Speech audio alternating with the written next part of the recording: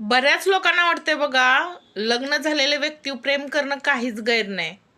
मान्य आहे, काहीच गैर नसेल तुमच्या दृष्टीनं.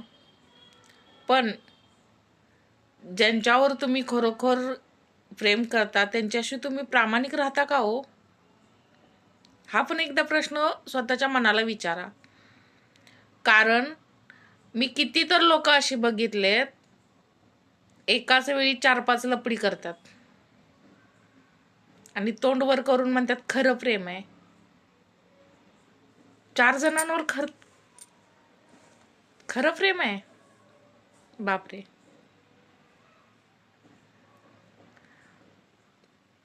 लग्न झाल्यानंतर घरातली जबाबदारी असते ते बघायचं. मग घरात चिडचिड होणार, मग घरात वारंवार तुमचे खटके उडणार, संसार मग वाऱ्यावर.